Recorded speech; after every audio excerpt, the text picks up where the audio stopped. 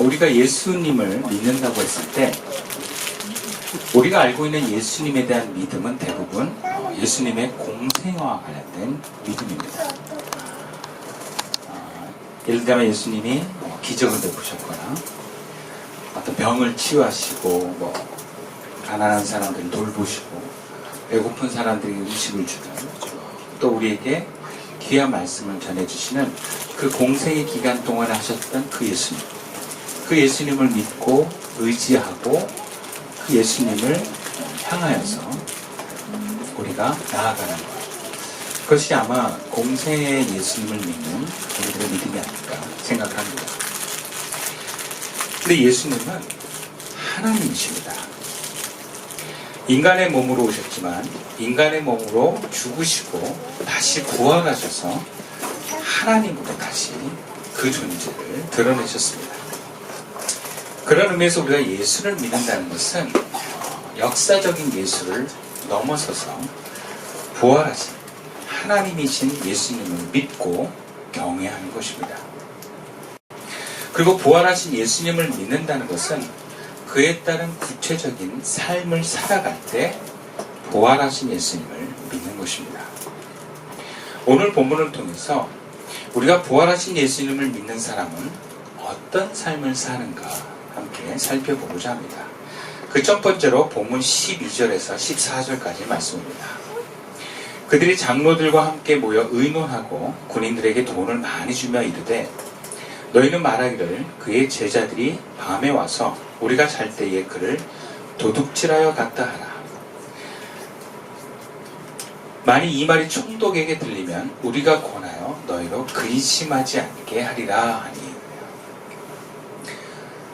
첫 번째로 우리가 부활하신 예수님을 믿는다는 것은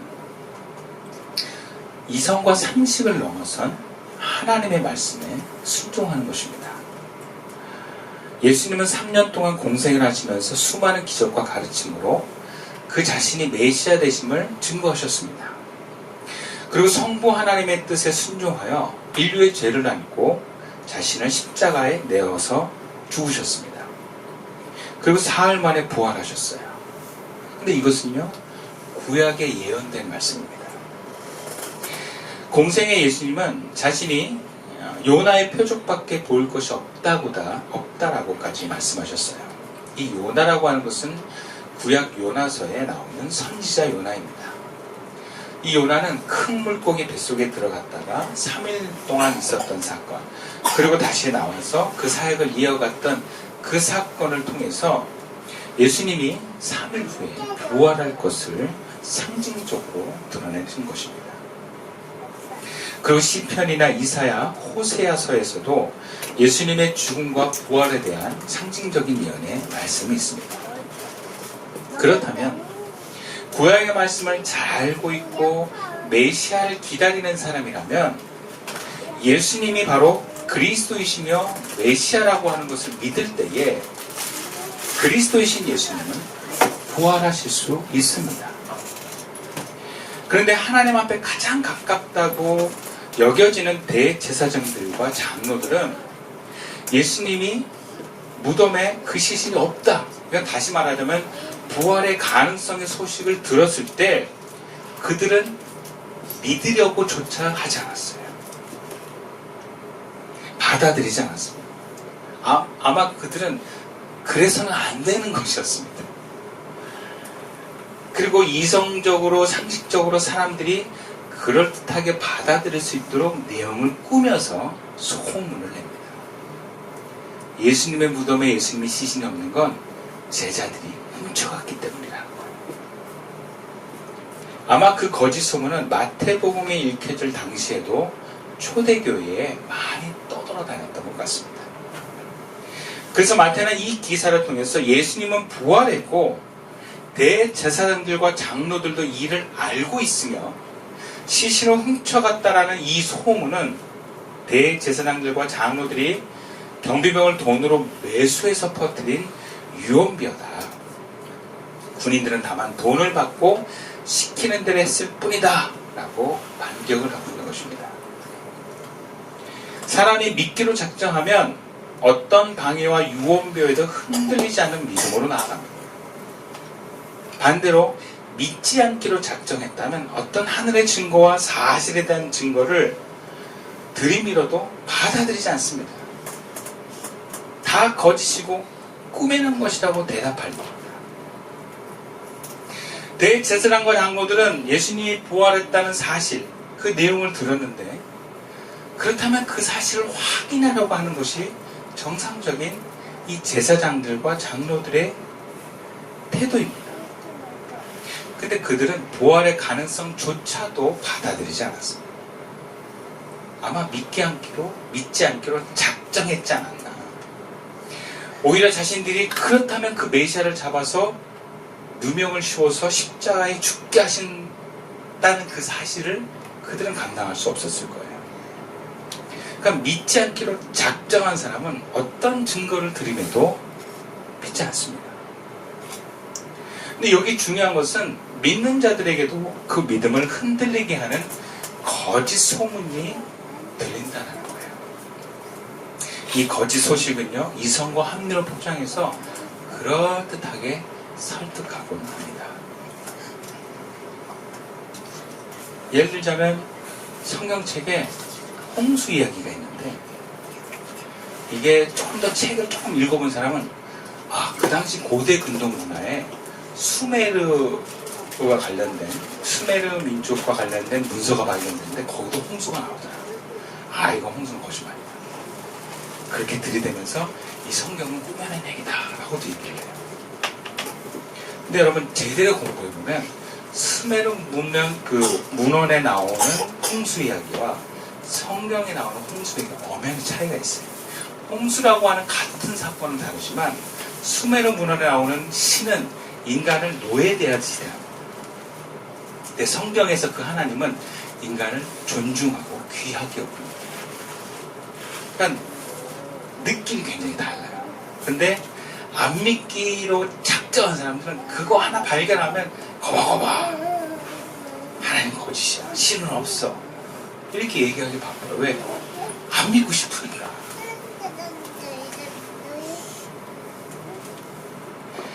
어쩌면 마태는 이미 믿지 않기로 작정한 사람들에 대해서 예수님의 부활이 제자들이 그 시체를 훔쳐가 소문낸 거짓이 아니고 사실이다라는 것을 증명하려는 데 우선하지 않는 것 같습니다. 오히려 이 내용은 예수 믿는 성도들이 부활의 소식에 대해서 거짓 소문 믿지 말고 흔들리지 말고 예수님이 부활하셨다는 사실을 믿으라는 것입니다. 근데 이렇게 성도들이 예수님의 부활에 대한 소식에 흔들리는 이유가 무엇이겠습니까? 그럼 부활 자체가 너무 신비적이고 비현실적이기 때문입니다. 그럼 어린이가 청소년이 되면서 나타나는 현상들이 이성과 과학의 눈이 뜹니다. 그리고 학교에서 진화론을 배워서 그것을 성경과 대비하기 시작합니다. 그럼 막 물어보는 거예요. 노아의 홍수 때 공룡은 어디로 갔습니까? 방주에 공룡이 다 들어갈 수 있습니까? 막 그러니까 막 그런 것에 대비가 안 된 선생님들은 막 어버버 하다가 무조건 믿어 막 이러기도 해요. 그러니까 뭔가 이성적이고 과학적인 것을 맹신하는 사람들한테는 성경에 나오는 수많은 뭔가 비이성적이고 상식에 벗어난 듯한 사건들을 어떻게 받아들여야 될지 모르겠는 거예요. 부딪힙니다. 근데 여러분 성경책은 과학책이 아닙니다. 그렇다고 역사책도 아니에요. 물론 그 안에 어떤 역사적인 요소가 들어가긴 했지만 성경은 하나님의 말씀으로 우리에게 전하는 메시지가 중요한 거예요. 어쨌든 무덤에 예수님의 시신이 없었다는 건 사실이에요. 그렇다고 없어진 신에 대해서 예수님이 부활했다는 것보다 제자들이 몰래 그 시신을 훔쳐왔다는 게 더 현실적으로 설득력이 있습니다. 이러한 현실주의를 바탕으로 한 해석들, 그리고 이것이 아주 중요하고 거의 진리처럼 여겨졌던 과학만능주의 시대, 이것은 이미 1800년도 후부터 1900년 초까지 그게 굉장히 산업혁명의 어떤 절정이 일었을 때 바로 이런 문화가 사회적으로 굉장히 팽배했었어요. 사람들이 교회를 안 나기 시작하고 뭔가 종교에 대해서 이렇게 딱 터부시하는 현상들이 많이 일어났어요. 그래서 그런 예수를 과학적으로 이성적으로 받아들이기 어려운 사람들한테 성경을 이성적으로 해석하는 해석의 문화적 어떤 현상도 많이 일어났었어요. 자유주의 시대라거든요. 그때는 신학자들도 성경을 그렇게 과학적으로 해석을 하려고 했어요. 그래서 이스라엘 백성이 홍해를 걷는 것은 사실은 갈대밭을 걷는 거다. 뭐 이런 거라는 거지. 그러니까 이런 현상들은 다 어떤 사람들이 어떤 믿음과 그들의 이해를 돕기 위해서 한 해석들이에요. 근데 이게 다 해석이 안 됩니다. 그러면 모르겠다. 뭐 이런 식으로 이렇게 돕기도 하고 그랬어요. 오늘 본문의 예수님의 부활의 사건도요, 사실은 믿음의 영역이에요. 사실은 증명이라 어떻게 증명합니까? 여러분, 하나님의 말씀은요, 알고 보면 오늘날 이성과 상식에 벗어나는 이야기들이 많습니다. 그렇다고 해서 성경의 내용을 문자 그대로 다 믿고 의심하지 말라는 것은 아닙니다. 성경은 적절한 해석이 필요합니다. 문자 그대로 받아들이라는 얘기가 아니에요. 분명한 것은 예수님이 하나님이라는 사실을 믿으라는 거예요. 이것은 우리가 믿고 순종하고 전하는 그 예수님의 존재가 예수님이 하나님이다라고 하는 것은 결국 우리가 세상의 그 어떤 것보다 소중히 여기고 우선하라는 것에 그 의미를 두고 있습니다. 왜? 하나님은 그런 분이시니까. 그런 성도들에게 하나님에 대한 믿음의 영역은 항상 현실주의의 도전을 받습니다. 그래서 이런 눈에 보이는 현실주의는 항상 믿음을 따라 사는 제자들의 삶에 하나님보다 우선하려고 하는 유혹과 장애물이 생겨납니다. 실제로 하나님은 보이지 않습니다. 그렇다면 보이지 않은 그 하나님의 말씀과 뜻은 귀하지 않은 것입니까? 꼭 보여야만 귀한 것입니까? 보여야만 그 하나님의 말씀의 가치가 인정받을 수 있는 것입니까? 부활하신 예수님을 믿는다는 건 바로 그런 것입니다. 보이지 않아도 세상의 눈에 보이는 것만이 전부가 아니라는 것을, 보이지 않는 하나님이 계시고 그 하나님의 세상과 역사를 주관하신다는 것을 인정하는 것입니다. 그래서 그 어떤 것보다, 그 어떤 사람보다 하나님의 뜻이, 나를 향한 하나님의 계획과 말씀이 우선하게 되는 것, 그것을 받아들이는 것입니다. 그리고 그 부르심과 뜻에 순종하는 것입니다. 여러분, 이게 왜 가능하냐? 이성적으로 생각하고 따지고 귀찮고 피곤하고 이런 걸 따지지 않는 건 왜 하나님 나에게 명하시는 거기 때문에 그래요. 좁으니까 가도 된다 안 가도 된다? 그런 게 어때요? 주님이 가라 그러면 가는 거죠. 여러분, 우리가 부활하신 예수를 믿는다는 건 바로 이런 거예요. 내 생각, 환경, 계산 따지지 않고 주님 말씀하시면 네 하고 순종하는 것입니다. 두 번째로 부활하신 예수님을 믿는다는 것은 무엇이겠습니까? 마태는 오늘 예수님의 부활을 통해서 하나님의 새로운 백성이 유대민족이라고 하는 그 담을 넘어서서 댓글처럼 전 우주적으로 확산될 것을 말씀하고 있습니다. 본문 16절에서 20절 말씀 중에 18절에서 20절 말씀을 제가 읽어드릴게요. 예수께서 나와 말씀하여 이르시되 하늘과 땅의 모든 권세를 내게 주셨으니 그러므로 너희는 가서 모든 민족을 제자로 삼아 아버지 아들과 성령의 이름으로 세례를 베푸고 내가 너에게 분부한 모든 것을 가르쳐 지키게 하라. 볼지어다 내가 세상 끝날까지 너희와 항상 함께 있으리라 하시니라. 그러니까 부활하신 예수를 믿는다는 것은 나와 내 가정이라고 하는 이 담을 넘어서서 세상으로 하나님 나라를 세워가는 것입니다. 지금까지 제자들은 모두 다 유대인으로서 유대 동네에 머물러 있었습니다. 그들은 이방인 지역으로도 가지도 않았어요. 사마리아 지역에도 가지 않았습니다. 사마리아 지역은 예수님만 가셨어요. 그들이 예수님이 계실 때에도 그렇게 자기 고을과 갈릴리, 예루살렘, 그 정도 유대 지역 안에서만 이렇게 머물렀다면 이방인으로 가지 않았던 모습을 보입니다. 근데 예수님이 부활하시고 나서 제자들한테 뭐라 그러냐? 이제 이스라엘 넘어서 온 민족이 뭐예요? 이방적으로 가라는 거예요. 여러분, 유대인은 이방 지역의 땅을 밟기만 해도 부정을 합니다. 부정타는 건 뭐냐면 하나님께 나아갈 수 없는 거예요. 제사도 못 드려요. 그 부정 시스템까지. 예수님의 부활은 바로 옛시대의 장벽을 쳐부쉈음을 말해주는 것입니다. 이것은 본격적으로 사도행전에 이르러서 성령께서 어떻게 구원의 기쁜 소식을 세상에, 특히 이방인들에게 전하게 되었는가를 보여줍니다. 그럼 우리가 부활하신 예수님을 믿는다면 옛 세대의 장벽을 철폐할 수 있어야 합니다. 심지어 지난 세대가 하나님을 예배하고 지난 세대가 예수님을 따르던 신앙의 방식도 때로는 우리가 넘어갈 수 있어야 돼요. 그리고 무엇보다 예수님의 부활을 믿는 제자라면 나와 내 가족을 넘어서서 하나님의 뜻에 우리가 순종하여 나갈 수 있어야 될 줄로 믿습니다. 오늘날의 30대, 40대 세대가 경직된 50대나 60대 세대에 비해서 훨씬 자유롭다는 면에서 어쩌면 우리는 신앙적인 좀 더 유연한 태도로 신앙생활을 할 수 있습니다. 그런데 어떤 면에서는 부정적으로 이전 세대에 비해서 지나치게 자기중심적이고 가족중심적일 수도 있습니다. 이것은 오늘날 교회가 무엇으로 사람들을 교회에 오게 하는지를 보면 알 수 있어요.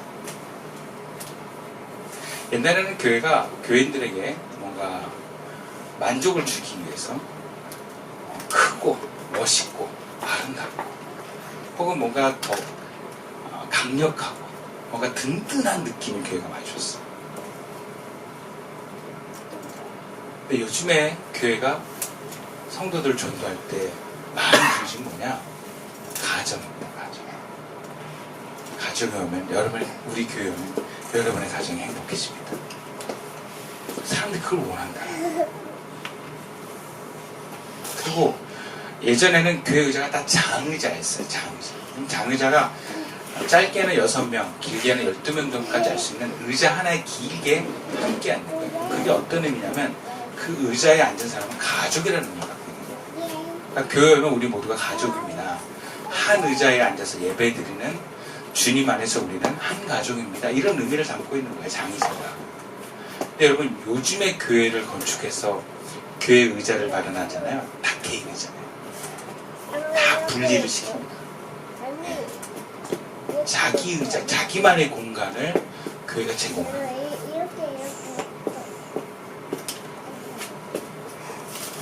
근데 예수님의 가르침은요, 나와 내 가족에 머물러 있지 않습니다.